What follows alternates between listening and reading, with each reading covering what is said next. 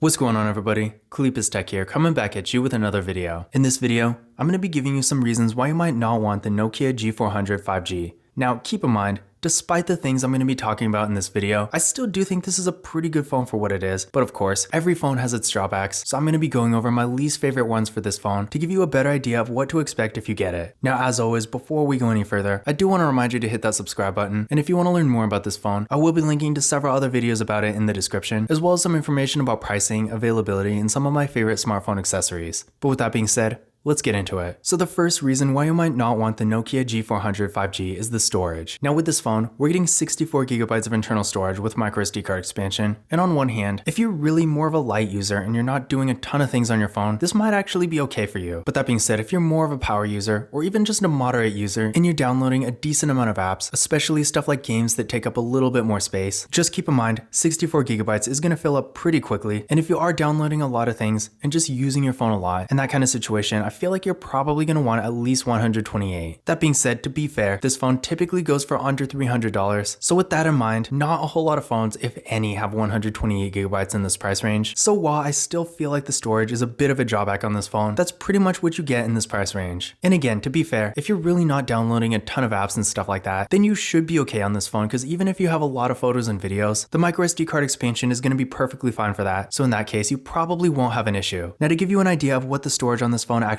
looks like, this is pretty much all I have on this phone. Just a few social media apps, some streaming services, and a couple games here and there, but really not a whole lot else. And as you can see, right now I'm using about half of the storage on the phone. So on one hand, for me personally, this is pretty much all I'm ever going to put on this phone. But just keep in mind, if you are downloading all kinds of things on your phone all the time, then you can probably see how 64 gigabytes, while not being terrible, still does fill up pretty quickly. So again, in general, if you are looking for a phone with a bunch of storage and you're more of a power user, then this phone is probably not going to be a great choice for you. But I feel like for the average user, as long as you're mindful of what you're putting on your phone, especially with the microSD card expansion, you should at least get by. Now my second reason why you might not want the Nokia G400 5G is the materials. Now on one hand, as you can see, the phone does look decently nice, and it has a kind of interesting material in the back, and I will admit, in my opinion, it does at least look good. But that being said, this phone is pretty much made of cheap plastic all the way around. The phone itself, while not feeling like it's about to fall apart, doesn't feel premium by any means. Again, it really does have that kind of cheap feel to it, and there's really not a whole lot of weight to it. So while on one hand, if you're looking for a phone in this price range, this may or may not actually really matter to you. Just keep in mind, if you do want something that feels a little bit more premium, even in this price range, there are some much better options out there. My third reason why you might not want the Nokia G400 5G is because it doesn't have a macro camera. Now honestly, with this phone, we are getting a pretty decent camera setup here. In the front, we got a 16 megapixel selfie camera. Then on the back, we got a triple camera setup with a 48 megapixel main camera, a 5 megapixel ultra wide camera, and a 2 megapixel depth sensing camera. So at least this phone does have an ultra wide camera, which in my opinion is a lot more useful than a macro camera anyway. But that being said, I know a lot of people out there really like the macro cameras. So if you like to get those close-up detailed images, not having a macro camera with this phone is probably going to be a disappointment. And the really weird thing about this is pretty much every phone nowadays, unless it's a really high-end phone or a really low-end phone, is going to have a macro camera. So seeing this phone not have a macro camera, but it does have an ultra-wide camera, is really weird to me. You definitely don't see that every day. And again, in my opinion, I'm perfectly okay with it. But just keep in mind, if you really do want a macro camera, then this is probably not going to be the phone for you. My fourth reason why you might not want the Nokia G400 5G is the software. Now on one hand, this phone does have Android 12, which to be fair is at least decently new, so you can definitely do a lot worse. But that being said, we are transitioning into Android 13, and it's pretty much the end of 2022 right now. So in the next few months, I imagine we're going to start seeing more and more phones with Android 13. And while I could definitely be wrong about this, I'm not really expecting this phone to get any major updates. I mean, maybe it might get Android 13, but by the time it does, I feel like Android 14 is probably going to be on its way out. And even if it does get timely major updates, seeing that this phone is more of an entry-level Nokia phone, it's definitely not going to have near the software support as something like a Motorola or a Samsung. So in general, if having the latest software is important to you, then the Nokia G400 5G, while not being the worst option, is definitely not the best either. My fifth reason why you might not want the Nokia G400 5G is there's no wireless charging. Now honestly, in my opinion, this is really not that big a deal, because in this price range, almost no phone has it. I mean, I can think of two that have wireless charging around this price range, and they're not even really good phones anyway. So overall, in this price range, if you want wireless charging, you're probably just going to want to get an older flagship phone anyway. But that being said, wireless charging is a nice feature to have, and in 2022, I don't really see why mid-range phones still don't have it. So in general, while on one hand, with a 5000 mAh battery supporting 20 watt fast charging, the Nokia G400 does have a really good battery. If you want wireless charging, then of course, you're going to have to go with something else. My sixth reason why you might not want the Nokia G400 5G is the mediocre processor. Now with this phone, we're getting 4GB of RAM with the Qualcomm Snapdragon 480 5G processor. And on one hand, it's definitely not terrible. I mean, the performance is decent. And if you're doing the basic daily activities like web browsing, social media, stuff like that you would typically do with a mid-range phone like this, you are going to be at least okay. But today in 2022, I want to say the vast majority of phones around this price range are going to be at least a little bit faster than this. And while in the grand scheme of things, it's really not going to make that much of a difference. If you are someone who really cares a lot about performance and you want to get the most processing power for the money, in that kind of situation, this is definitely not going to be the phone for you. Now that being said, I did run a Geekbench 5 benchmark test on this phone, and this is what I got. So again, in general, in my opinion, this is a little underwhelming, especially compared to something like the Samsung Galaxy A23 5G, for example, that goes for around the same price as this, but is also considerably faster. But what I recommend doing is running this test on your current phone and comparing your results to these, and that's going to give you a better idea of whether or not this phone's going to be an upgrade for you, because depending on what you're coming from, it might actually be a solid choice. But again, in my opinion, compared to most phones in this price range in this day and age, for the money, you can definitely do better. And finally, my seventh reason why you might not want the Nokia G400 5G is because it doesn't have stereo audio. Now, in case you don't know what this means, when a phone has stereo audio, that means when you're playing something like music, a video, or a game, sound comes out of both the main speaker and the earpiece. But with this phone, unfortunately, when you're doing stuff like that, sound is only going to be coming out of the main speaker. Now, on one hand, if you're someone who uses headphones or an external speaker all the time and never plays things out loud on the phone itself, this is obviously not going to make any difference to you at all. But for me personally, I definitely like when a phone has good audio quality itself, because it gives you a lot more flexibility in the way you're able to consume content. So if you are someone who's constantly listening to music, watching videos, playing games, stuff like that, and you don't always want to use headphones or an external speaker, then just keep in mind, unfortunately, the Nokia G400 5G does not have stereo audio, so the quality you get with the speaker on this phone is going to be pretty limited. But those were my reasons why you might not want the Nokia G400 5G. Again, despite all of these, I do feel like for what it is, this phone does provide some pretty good value for the money. But again, in case you want to learn more about it, I will be linking to several other videos about it in the description, as well as some information about pricing, availability, and some of my favorite smartphone accessories. But that's it for this video. If you enjoyed it and found it useful, be sure to give it a thumbs up and hit that subscribe button. Don't forget to follow Kalipis Tech on Twitter and Instagram.